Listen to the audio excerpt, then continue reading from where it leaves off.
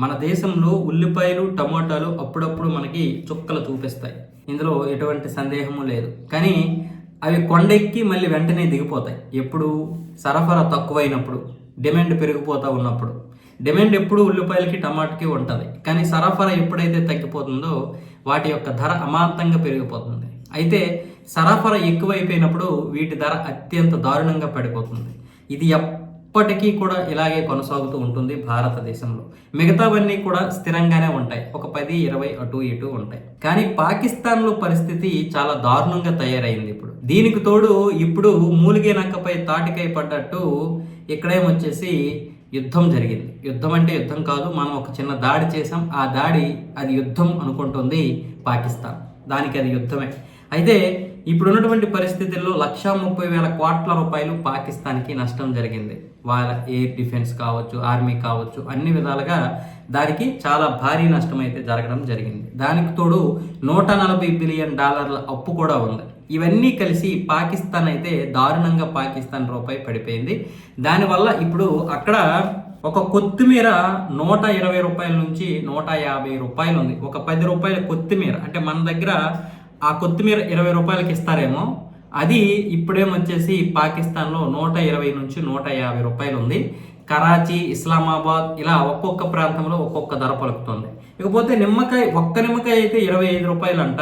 అదే కేజీ నిమ్మకాయలు అయితే 650 నుంచి 800 రూపాయలు. అది కూడా నిమ్మకాయ సైజు, నిమ్మకాయ రకం బట్టి ఉంటుంది.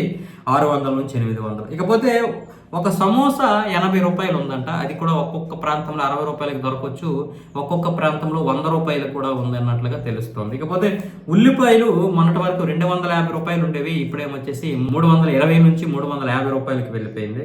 ఇక టమోటా 250 రూపాయలు ఉండేది, ఇప్పుడే 350 రూపాయలకి వెళ్ళిపోయింది. ఇక చికెన్ 411 రూపాయలు ఉండేది, ఇప్పుడేమో 600 రూపాయలకి చికెన్ అయితే వెళ్ళిపోయింది. దీని ధర గూగుల్లో కొడితే మాత్రం మామూలుగా 500, 400 చూపిస్తుంది. కానీ అసలు అక్కడ కొంతమంది చెబుతున్నటువంటి మాట ఏంటంటే చికెన్ ధర ప్రస్తుతానికైతే 600 రూపాయలు. ఒక ఎగ్ కొనాలంటే 28 రూపాయల వరకు అయిపోయింది ఒక ఎగ్.